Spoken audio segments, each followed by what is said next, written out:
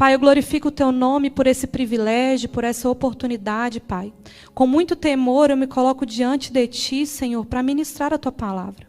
Pai, em nome de Jesus, que os nossos olhos estejam abertos, os nossos ouvidos, o nosso coração e a nossa mente esteja receptiva para compreender a mensagem da Tua palavra, Pai. Em nome de Jesus, que seja como uma flecha nos nossos corações, que nós possamos absorver tudo aquilo que o Senhor quer nos ensinar nessa manhã, Pai. Em nome de Jesus, faça algo através da minha vida, Pai. Que não seja eu, mas que seja o Senhor a falar através da minha boca. Em nome de Jesus, amém. Hoje eu quero falar com vocês um pouquinho sobre uma igreja influenciadora. Nesse mundo, que a gente vive, que o tempo inteiro a gente vê influenciadores saindo assim, se você puxar aqui essa caixa de som, sai um influenciador.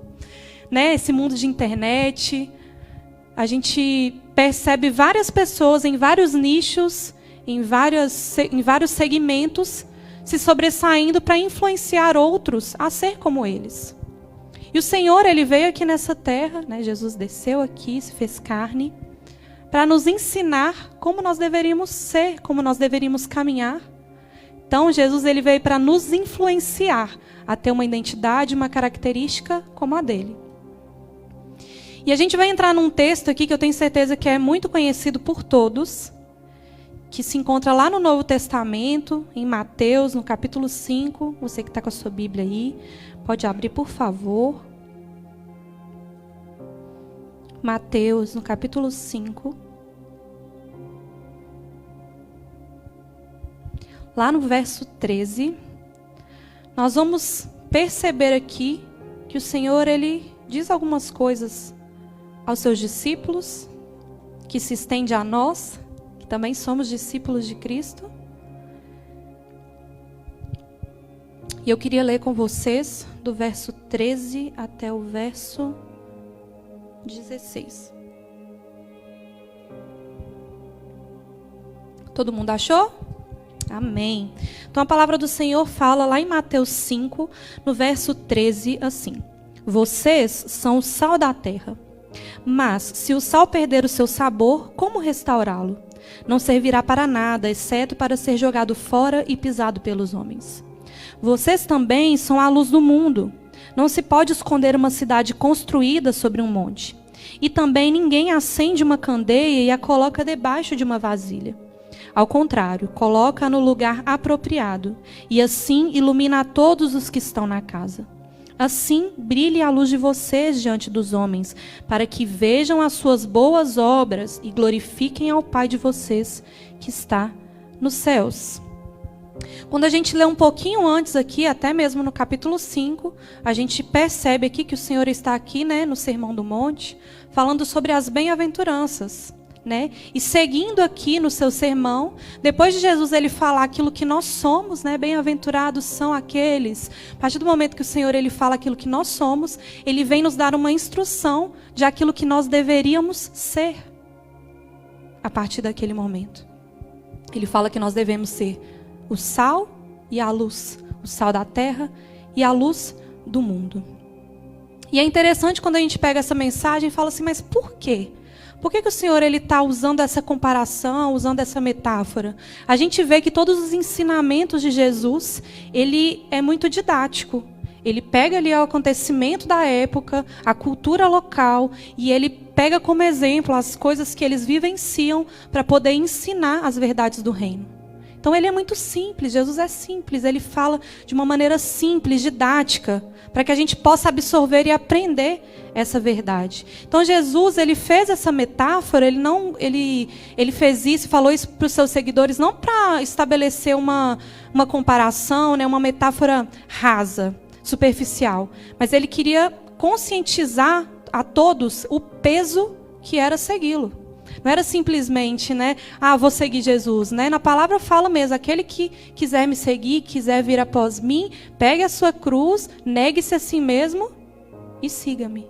Então, a gente já vê que já tem que pegar a cruz e já negar a si mesmo. Já começa, voltando os seus olhos para o nada que nós somos, e seguimos a Jesus. Então, ele estava querendo mostrar esse peso que era seguir.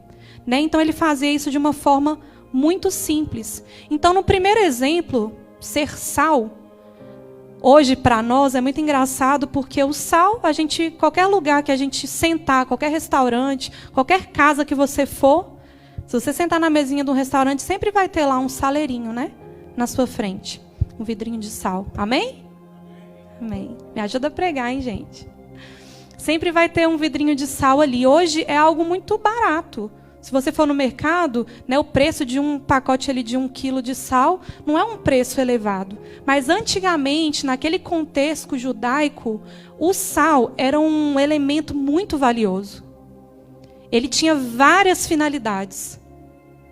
E eu quero trazer para vocês um pouquinho, né, mais aprofundado qual que era a finalidade do sal naquela época, para a gente entender o porquê que Jesus está fazendo esse paralelo, né? Então, o significado do sal ele era muito profundo. Então, além das características naturais do sal, né, a gente vê que uma característica muito interessante é que ele é conservante. Porque na época de Jesus não existia geladeira, né, para conservar os alimentos.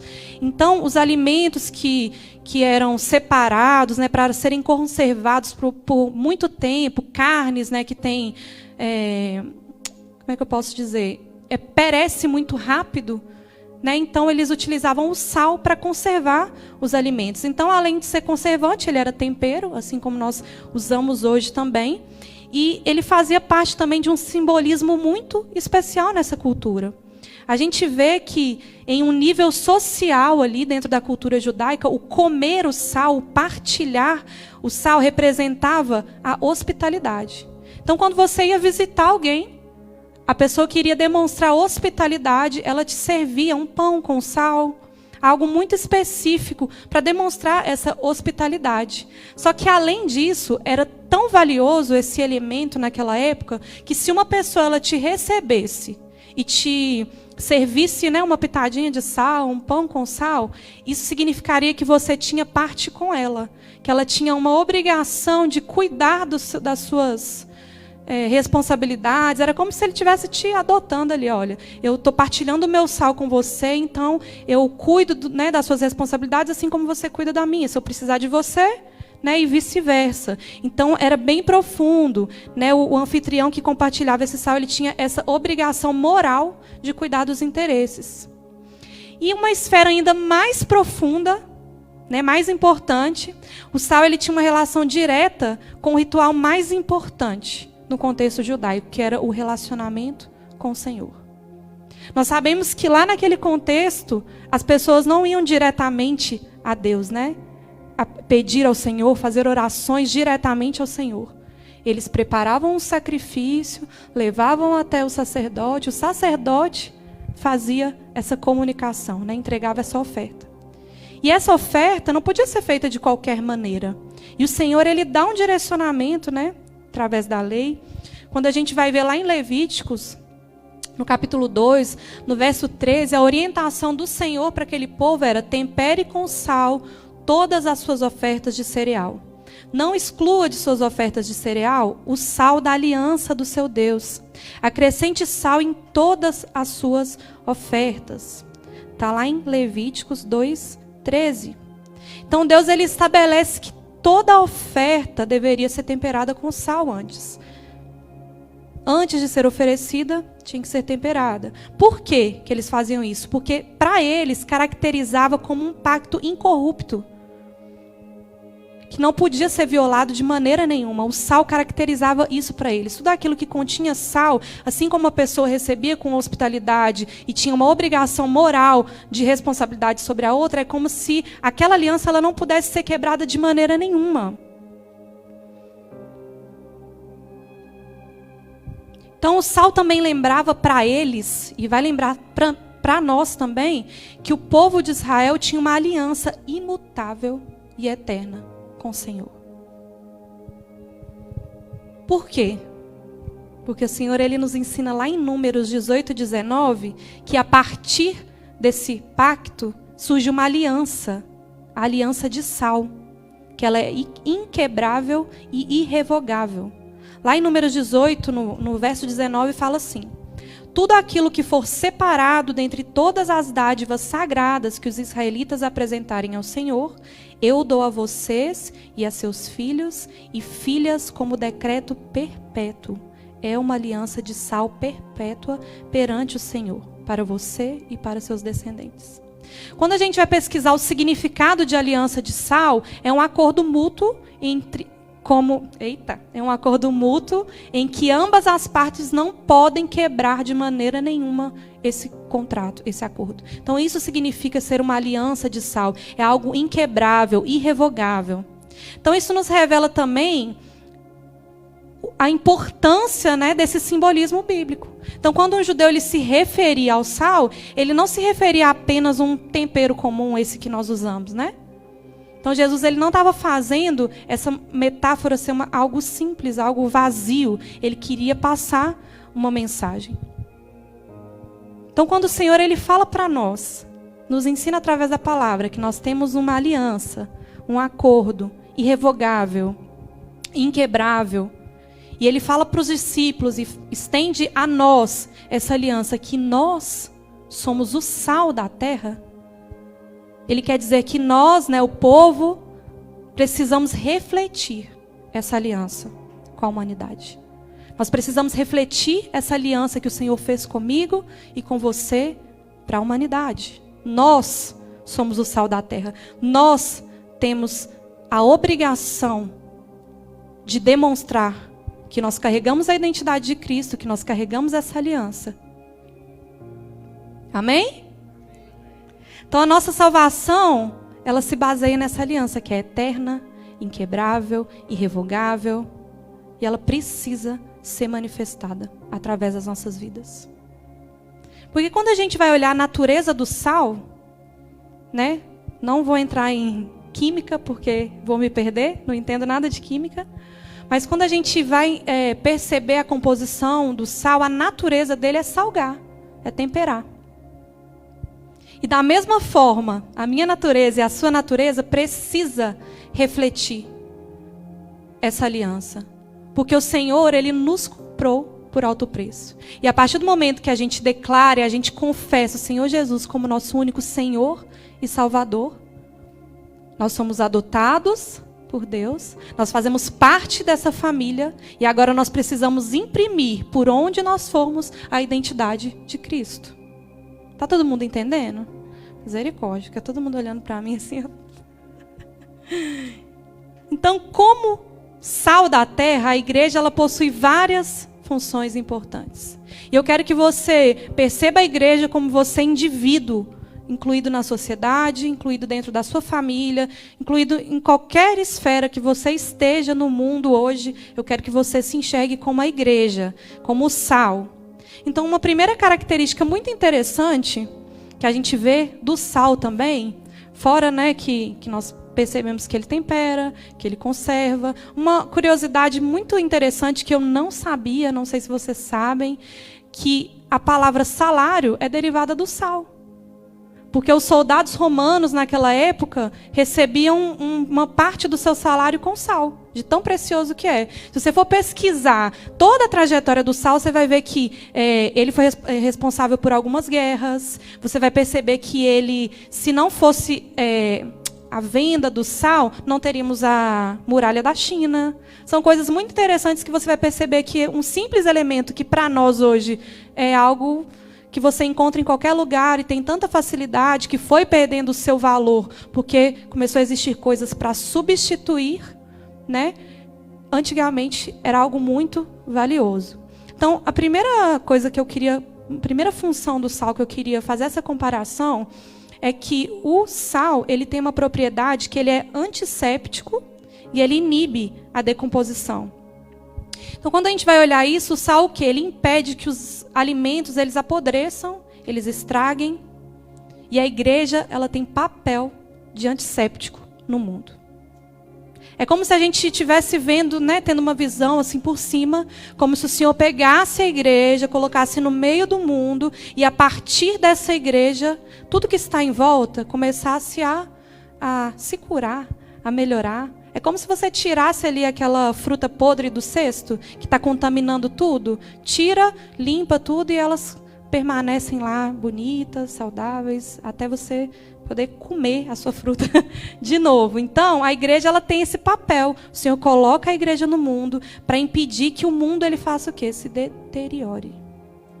Que ele se perca. Porque no mundo jaz o maligno, o pecado já está aqui, então o Senhor ele pegou um elemento, que somos nós, que somos os filhos, a igreja, que estamos imprimindo a identidade de Cristo, para ser o antisséptico do mundo.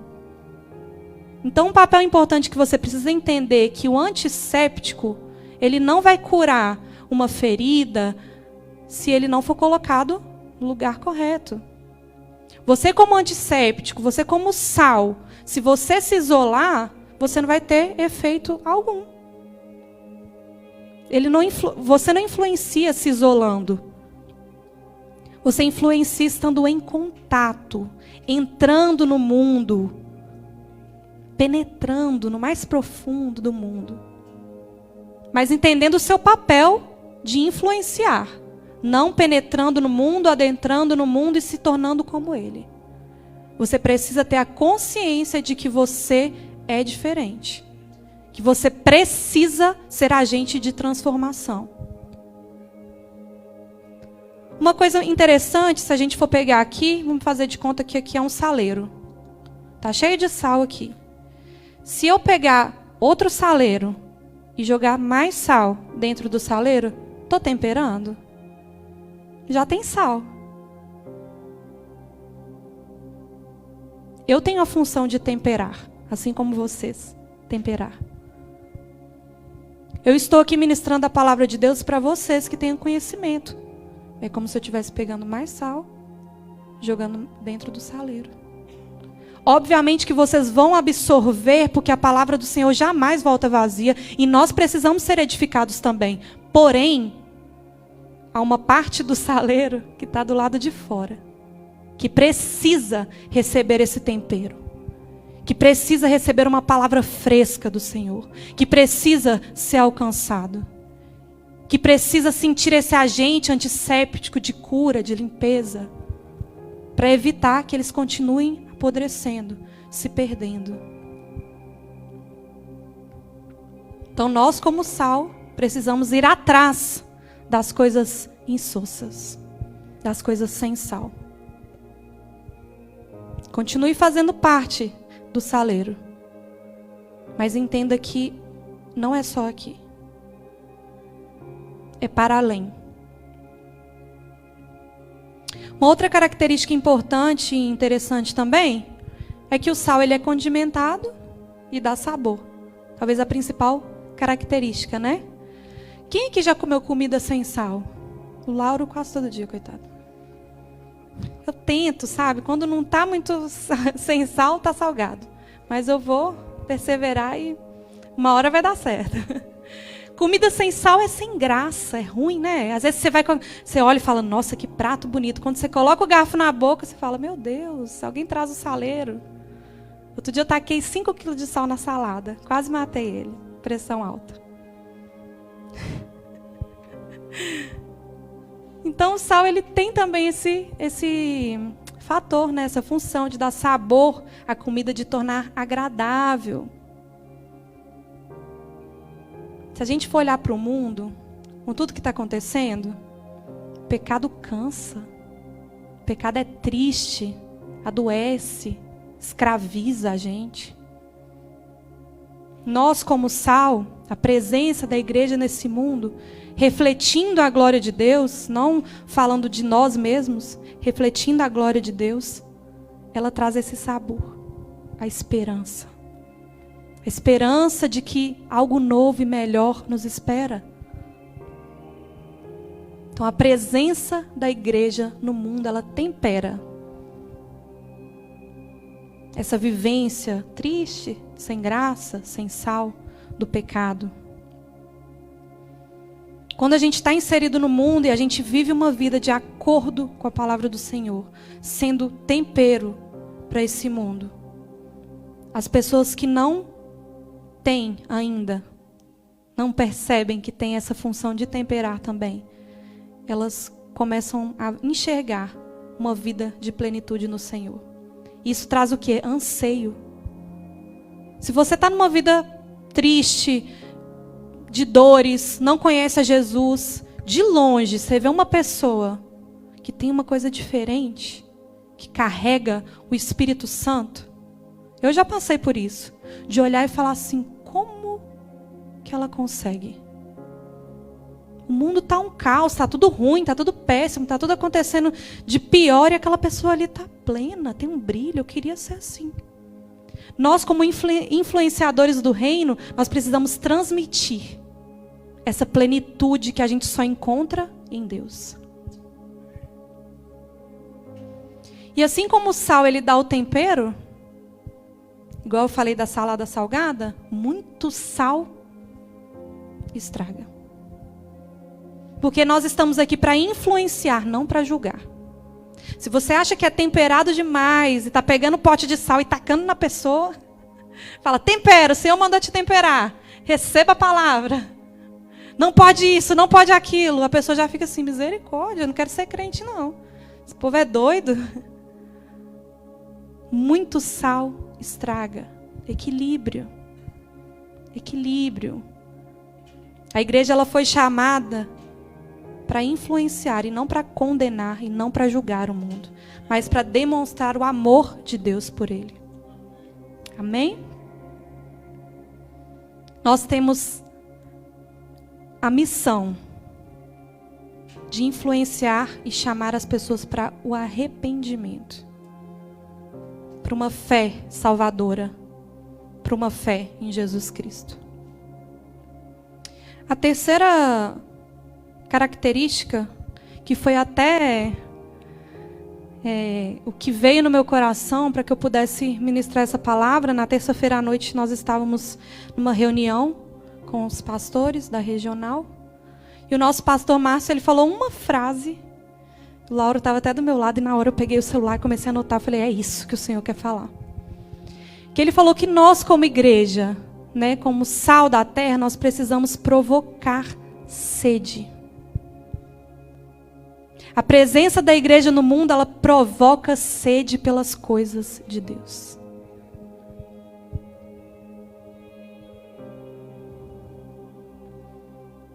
Se a gente volta para o texto, nos evangelhos, a gente percebe que Jesus veio, caminhou com os discípulos, ensinou, imprimiu a cultura do reino em cada um deles, para que eles pudessem sair, ir por todo o mundo e pregar o evangelho segundo Jesus Cristo. Não o evangelho segundo a Kathleen, segundo Mateus. Porque muitas pessoas hoje pegam o evangelho, colocam segundo o coração, passam um melzinho, em vez de temperar com sal, passam um mel. Por quê? Muitas pessoas querem ouvir só a parte boa. Nós já ouvimos várias mensagens aqui, há algumas semanas atrás. Nós sabemos que uma vida com Cristo é uma vida de entrega, uma vida de renúncia. E nós somos chamados para ser sal, não para ser mel. É óbvio que uma caminhada com Jesus vem acompanhada de bênção, sim, porque o Senhor nos ama. Porque Ele nos ama pela graça. Nada que eu possa fazer, o que você possa fazer, faça com que o Senhor nos ame mais, que Ele nos abençoe mais. Ele nos ama e assim Ele nos abençoa se Ele quiser. Mas nós precisamos ser sal. E muitas vezes ser sal não é fácil. Assim como eu falei com vocês no início, temor aqui no meu coração, por mais que eu esteja falando com uma vozinha doce para poder despistar vocês e não sentirem a chicotada muito forte, nós precisamos falar aquilo que a palavra diz. E nem sempre vai ser o mel. Na maioria das vezes, sempre sal. E uma citação que eu li durante os meus estudos, que doeu assim lá no meu íntimo. E eu falei, não, eu vou trazer para eu compartilhar com a igreja, que eu não vou sofrer sozinha. Porque quando a gente lê essa citação e a gente olha para a nossa vida, a gente fala, eu estou negligenciando a palavra do Senhor, o direcionamento do Senhor. E essa citação fala assim: o ritmo frenético da vida moderna tem desviado a igreja do seu verdadeiro propósito. Nossa fé tem se resumido à satisfação instantânea de nossos desejos. O cristianismo moderno tem mais a ver com mel do que com sal. Procura-se mais adoçar a vida do que salgar o mundo. Quando eu li essa citação, veio muito forte no meu coração, porque eu não sei vocês. Talvez por estar à frente da igreja, eu consiga ter uma visão de um todo.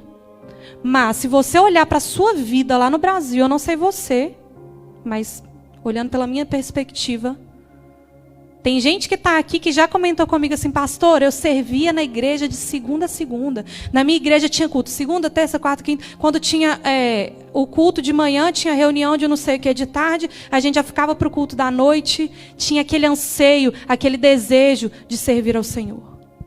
Quando eu olho para uma realidade completamente diferente da Europa, Portugal, se bem dizer, né? Nós estamos aqui. E eu vejo pessoas negligenciando o chamado do Senhor, porque estão procurando viver uma vida melhor do que tinha. Atenção, eu não estou falando que é errado você estar aqui e buscar algo melhor para você, para sua família. Eu estou querendo pontuar para você a troca de prioridades. Porque a palavra do Senhor, ela nos ensina: buscar primeiro o reino dos, e as demais coisas vos serão acrescentadas. Por que eu estou falando isso? Eu estava até conversando com a Renata ontem e falei assim, a minha perspectiva é que, ansiando pela volta de Jesus, não é só falar da boca para fora, ora vem, Senhor Jesus, mas espera um pouquinho que eu quero casar. Ora vem, Senhor Jesus, mas espera que eu queria ter uma casa, um cachorro. É ter uma postura de uma pessoa que deseja, que é desesperado e que anseia pela volta de Jesus. Essa porta da igreja aqui, a campainha lá de casa, devia estar assim, tocando o dia inteiro, falando, por favor, eu quero servir no reino. Eu quero fazer alguma coisa em favor do reino. Eu quero varrer a igreja, eu quero trocar uma lâmpada, eu quero fazer qualquer coisa. Me coloca como placa viva ali no meio do rocio escrito, Jesus está voltando, Ele te ama. Nós precisamos ter sede, ansiar pela volta de Cristo, mas não só da boca para fora. É se comportar como aquele que espera pelo Senhor. E parar de viver uma vida egoísta, olhando para o próprio umbigo e falar, eu já sou salvo, eu aceitei Jesus como meu único Senhor e Salvador. E pronto, eu vou no culto, eu sirvo, tá tudo certo. E o resto? E o próximo? E a compaixão? Porque se eu amo o próximo como eu amo a mim mesmo, eu quero que ele vá comigo para o céu. Ou só eu importa? Só você importa. Tem gente esperando a sua manifestação. Tem gente esperando você salgar. Você ser o tempero. Eu e você somos o tempero do mundo. Não vamos temperar nada se ficarmos jogando sal dentro do saleiro. Precisamos expandir. Tem gente lá fora precisando entender a verdade reveladora que é Jesus Cristo.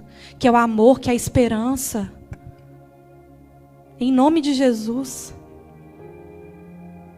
Em nome de Jesus, entendam essa verdade. Exerça aquilo que o Senhor te chamou para fazer. Não precisa ser coisa grandiosa não, que muitas pessoas pensam assim, o Senhor me chamou para fazer, dar um sorriso ali na recepção, eu acho isso muito pequeno. Para o Senhor é grande.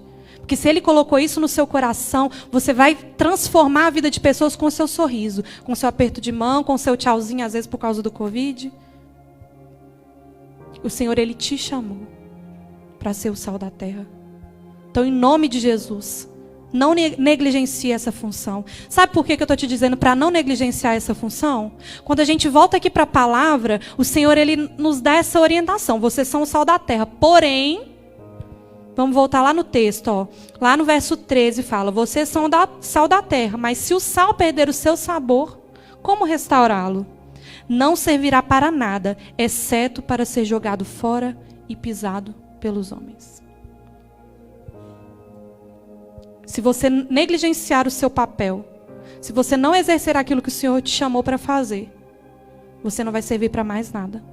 Vai ser jogado no chão para ser pisado pelos homens.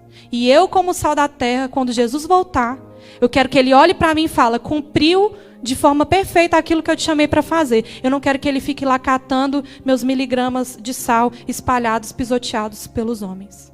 Eu não sei você, mas eu quero cumprir aquilo que o Senhor me chamou para fazer. Amém? Dá até assim, né? Estão recebendo, né, gente? Brincando.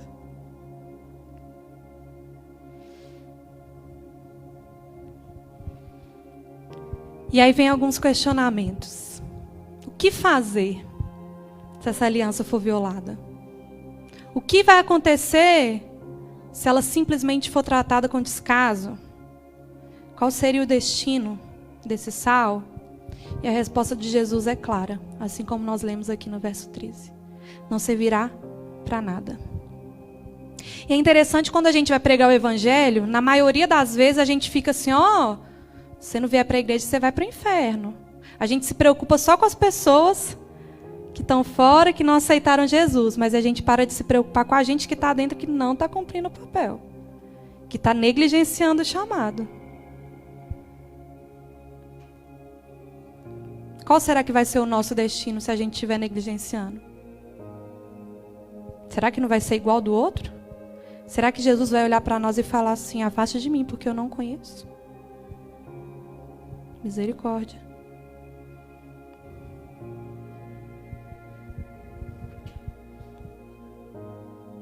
Misericórdia. E depois que o Senhor ele nos fala um pouquinho sobre ser o sal, nós entendemos um pouquinho da importância do sal naquela época e da importância de sermos sal hoje. O Senhor ele também nos fala outra característica, que além de sermos sal, de trazermos o tempero para esse mundo, de fazermos a diferença como igreja, Ele também nos diz que nós somos a luz do mundo. E para poder exemplificar isso, eu queria um favor. Mateus, sua perna é maior. Você pode apagar as luzes para mim? Enquanto Mateus apaga, vou ler mais uma vez para vocês. Vocês são a luz do mundo. Não se pode esconder uma cidade construída sobre um monte.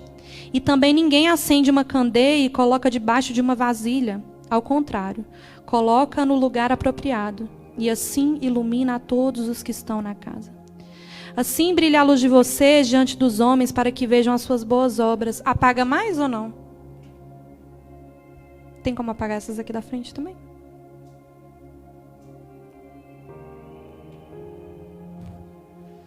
Eu acho que não vai adiantar muito por causa do telão, mas amém. Segura aí, viu, gente? Não dorme, não. Quero fazer um exercício com vocês.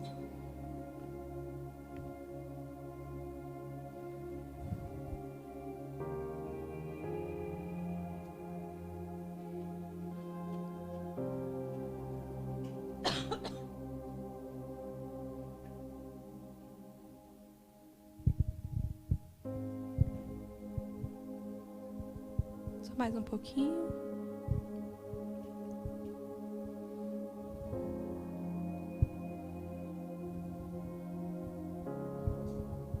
Eu sei que eu não estou vendo ninguém.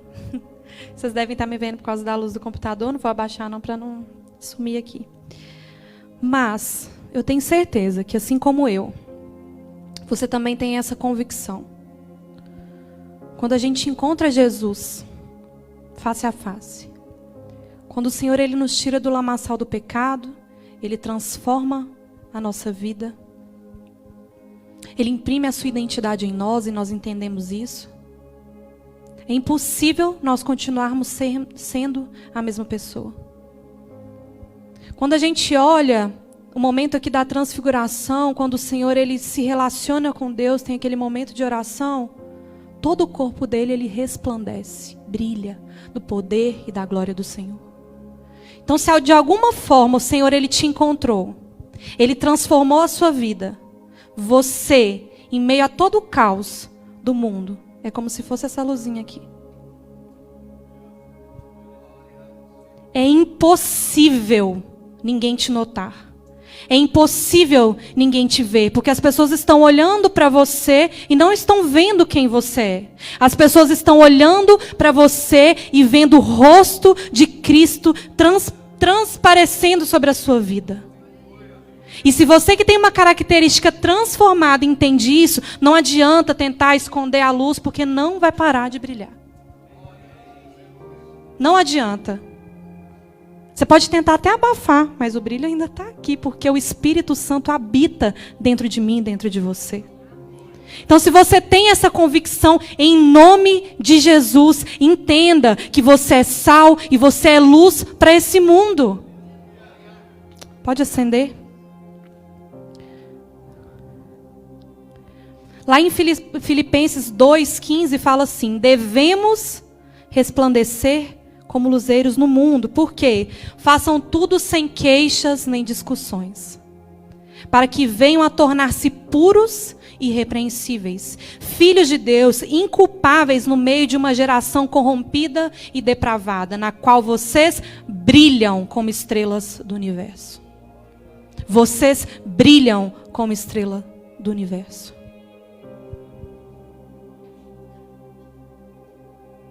Deixa eu ver meu tempo. Queria trazer umas coisas, alguns pontos bem rápidos para vocês também, assim como eu trouxe do sal, sobre a luz. Para a gente entender mais um pouquinho da nossa responsabilidade como sal e como luz.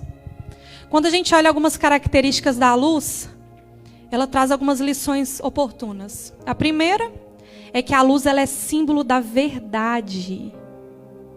Então a igreja é a luz do mundo. Onde a igreja chega, necessariamente, obrigatoriamente, nós precisamos ter uma influência. Porque onde a luz chega, dissipa-se as trevas do engano, da mentira, da ignorância. Então você como igreja, como luz do mundo, aonde você colocar a planta dos seus pés, as trevas precisam se dissipar. O segundo ponto sobre a luz é que ela é símbolo de pureza. Onde a luz chega, vence as trevas, revela o que está escondido. Quando Jesus, que é a luz, chega até nós, tudo aquilo que estava oculto, toda a mentira que a gente vivia, se revela. E aí é o momento que a gente abandona as nossas bagagens e vai viver uma nova vida com o Senhor. Então a luz ela é símbolo de pureza. A gente está caminhando rumo a uma vida de santidade, buscando ao Senhor. A luz também ela é símbolo de direção. Em muitos lugares onde a gente vai, se a gente for no aeroporto, né, a gente vê que tem um caminho de luz para o avião poder achar a direção, pousar. Os nossos carros, né, se a gente quiser virar para a direita ou para a esquerda, tem que dar uma setinha, que é luz, demonstrando a direção que nós vamos. Então a luz ela aponta a direção certa que a gente precisa seguir. E quem que é a luz? Quem que é a luz? Oh, glória! Então Jesus é a luz do mundo. A igreja precisa refletir no mundo a luz de Cristo.